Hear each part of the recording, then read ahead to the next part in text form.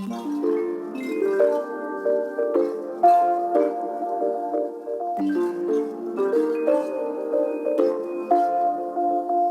guys, welcome back to my YouTube channel. My name is Victoria and I film about everything lifestyle. If you're a new subscriber, thank you so much for tuning in and subscribing. Thank you, and thank you. Please do not forget to share the links with your friends and also family members. Tell them to subscribe as well. Also to my returning subscriber, thank you guys for your support so far. Thank you for always watching my video and thank you for making it a point of duty to always share my links. And also, I just wanted to ask you guys, how was Valentine's Day celebration? I remember that was the last time I posted a video on this page. Meanwhile, God is faithful, guys. I have a really beautiful news, a good news actually, to share with you guys, but I would share it much later, not now. But just know that God has done me well. This year started on a good note for me and I cannot wait to spill. So today I'm here with a video, and if you can tell from the title already, I'm going to be speaking about culture shocks that I had when I moved to the UK. These are things that, you know, when I think about them now, they were really weird to me. Now they appear to be funny to me, but they were really weird to me when I first moved to the UK. And I feel like this video will be helpful to anybody who is trying to move right from Nigeria, down from Nigeria to the UK, or even to any part of the world actually, because I feel like moving from Nigeria to any part of the world is so much different. For context, I was born and raised in Lagos, and I was raised in Lagos and Ogun State, but I was born in Lagos. So I am a proper Lagos and Ogun State babe. I'm an indigenous of Oyo State anyways. But living in Lagos, you already know that there's so much craze going on in Lagos, like craziness. So having to come to the UK right from, you know, just from Lagos directly, trust me guys, it's a mess. But let's start with, you know, the video. Let's get right into the main video for today. So the first point I will be speaking about is actually UK transportation system. So I remember when I first got to the UK, I had to, you know, quarantine for like 10 days if I could remember, and I was indoors. I didn't step out at all. And the first ever time that I would ever actually go out, I went to the bus station and the bus was just leaving. And you know, I was trying to chase the bus and catch up with it. That's so funny to me now. And I remember somebody that I met at the bus station telling me that, oh no, there's a specific bus stops that these buses would stop. Sorry, I'm not used to that. I come from Nigeria where buses are always readily available for you. You know, they could stop anywhere. If you're moving from like the mainland to the highland, even before you get to the island, you could have like 10 or 15 stops.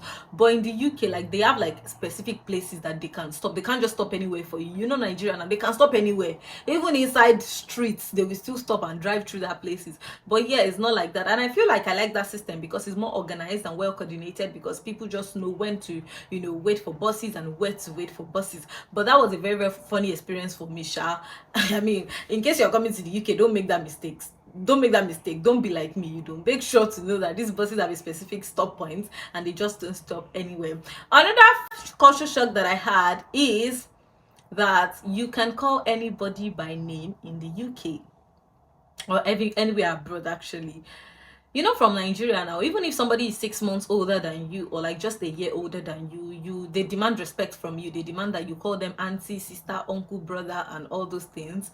And coming from a country like Nigeria, where I was used to calling somebody that was just a year older than me, you know, sister, and coming here, I had a lot of issues calling people by their name. Like, literally, they find it offensive if you call them sister or like madam. It makes them feel old. So please don't make that mistakes. Even your matron at work, I remember the first time I resumed work, I was so shy to call my matron by her name. Like, I'm like, you know, Nigeria, if you're a nurse in Nigeria, you know that if you're practicing in Nigeria, it's more like you're signing up for mini slavery, because like this matrons expect that you take their bags from them when they resume work. They expect a lot from you as a junior nurse. So coming from a country like that, I was already used to doing yes ma, yes sir. If your matron comes in, you have to stand, you know, all this hierarchy stuff.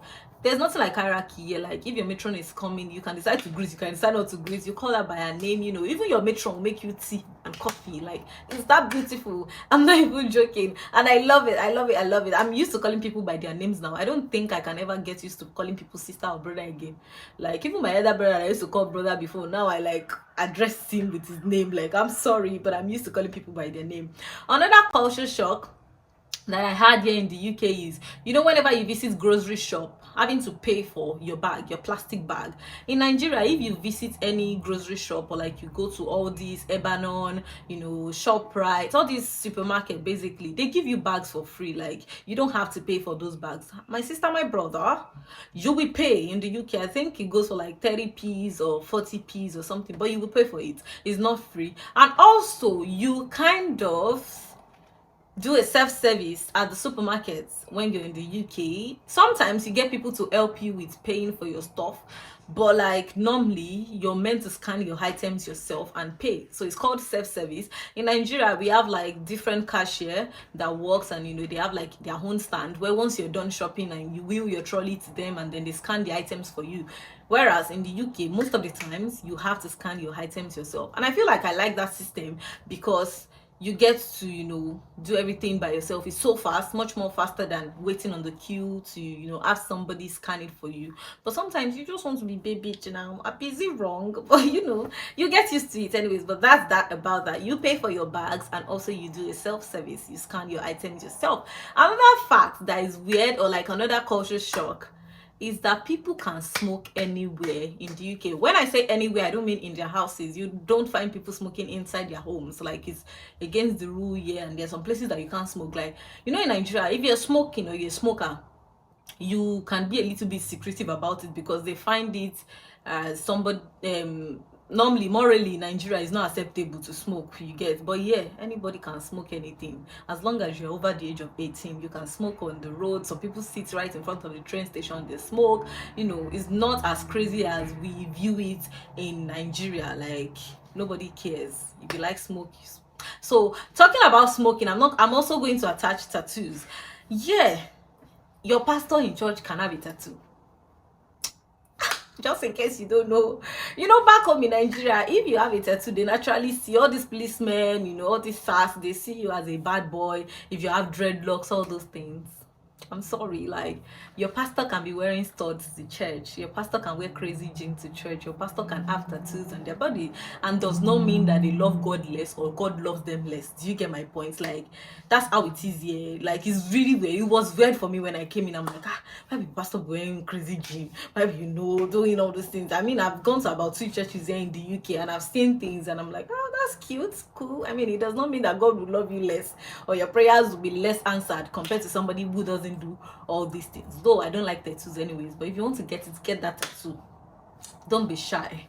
Another culture shock that I had when I moved to the UK is that you, as a lady, I don't know if it applies to men as well, but as a lady, you would never, or you would barely, let me use the word barely, find a guy walk up to you to ask for your number on the road or like in public spaces. So yes, people meet most of their partners on the internet. Yeah, like I met my partner on Instagram. Most people met their partner on dating sites.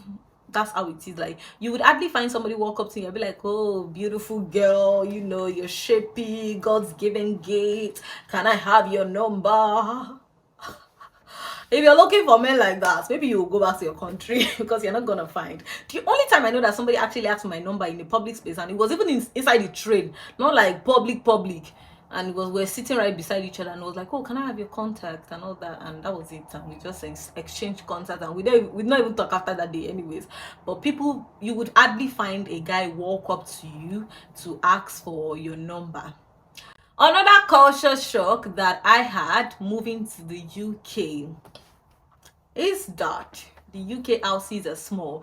I don't know if it's a culture shock or like it's a fact, but UK houses are small. Like, how Nigeria is, the way we build our houses.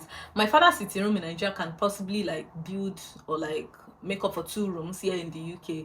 Whilst here, their sitting room is so small. Like, everything is small. The house I was living before this, my current apartment, I was living in a single bed house. It was a shared flat, and the bed was so small. Everything was small. And for somebody like me that likes to buy things, clothes, bags, shoes and all that, it was so hard. So that's another way for you to like give out items. Do not hoard things. Once you wear a dress for like 2-3 times and you don't feel like wearing it again, there's somebody like me that does not enjoy repeating clothes. I'm not a celebrity, but I just have that rubbish attitude. God help me. So please try to give them out. Don't just hoard them and keep them in their recycle bins or like their donation companies and all that, charity and all that, that you can, charity organizations that you could give those items to, and they would give it to people that actually need them. So don't go about hoarding stuff, keeping items in your house. You don't want to do that to yourself. I'm just going to check another point. Another thing, another culture shock is that the British people are so patient. In Nigeria now, Nigerians are not, they are very impatient. Like, we're very, very impatient. I'm Nigerian, so I know. We're very, very impatient. Like, if you are in a place here and they ask you to form a queue, like, my dear, people would wait for hours on queue. Even in the hospital, I've seen patients wait for 48 hours just to see a doctor. Nigerians do not have that patience. We all know, like, nobody has time. They will go home. But yeah, they are so patient, and it surprises me, like, wows me sometimes. I'm like, wow, I wish that Nigerians can be like this. Even in banks, when they ask you to queue to pay money, like, Nigerians are already getting tired. Some will even jump queue, like, skip the queue and all that stuff. Like, it's just crazy. But I feel like that crazy is what keeps Nigerian going anyways. So let me just check for another point here. Another thing that shocked me was I never knew anything about Apple Pay when I was in Nigeria. I don't know if Nigeria uses Apple Pay, but I doubt if they do. I mean, I didn't use an iPhone when I was back home. But here in the UK, you don't have to go out with your card, like all your debit or credit cards. You don't have to. You can always make payments right from your phone. Just, add your card to your wallet on your iPhone, and then you can always, just double tap on your power button and then pay when you have to pay. It's soft life, isn't it? So you don't have to bother about carrying your card or anybody stealing your card or anything here. Like, you don't have to bother about all those things. Sincerely, like, just go out with your phone. I don't know if people that use Samsung or like other Android phones have that, but I think Samsung has something similar. But I use an iPhone, and Apple Pay, you will definitely use your phone. Like, most people that use iPhones, they don't bother having to take their cards out. Nobody does that. The last culture shock that I would be mentioning to you guys is that if anybody invites you for their birthday lunch or dinner, you are paying for your food. Except if that person is pure Nigerian and they decide to cover your bills. Like, you're paying for your food. Just know that.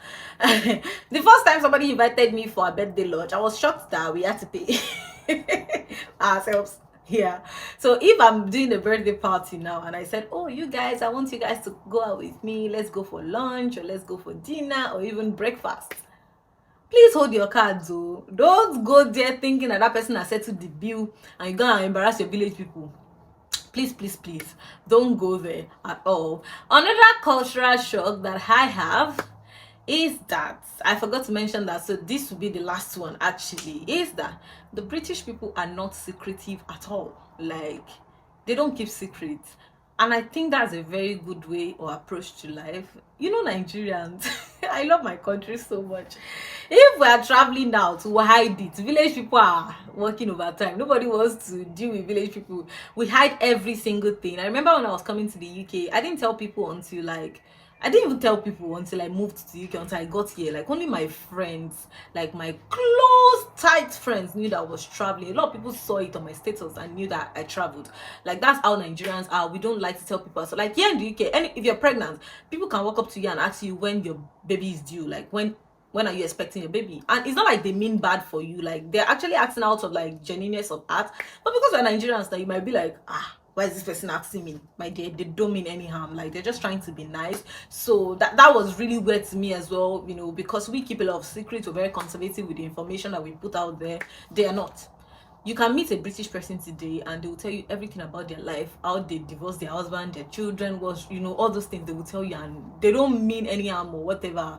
They don't think that you can hurt them, actually. So those are the culture shocks that I had when I moved to the UK. If you live in the UK currently or any part of the world and you have also experienced culture shock, please drop it in the comment section below if I could relate to them as well. But for now, those are the ones that I can actually remember. And if you're coming from Nigeria to any country outside Nigeria, just take notes of these things, because these things would also apply to you when you get here, and you might be able to adjust and fix some of the mistakes that I made so you don't make the same thing. That is why I'm here for you guys. Thank you guys once again for always watching my video. I appreciate you guys. Please do not forget to subscribe, like, comment, share, turn on your post notification, because so you will be the first first person to know whenever I, share a video or upload a video. Please do not forget to also stay tuned to this channel. I'll be dropping a lot of videos in the next few weeks. Thank you once again, guys. Please have a beautiful week, and take care of yourself. I'll see you next time on this same channel. I remain your favorite YouTuber, if I say so myself, Victoria the Nurse. Have fun. Bye.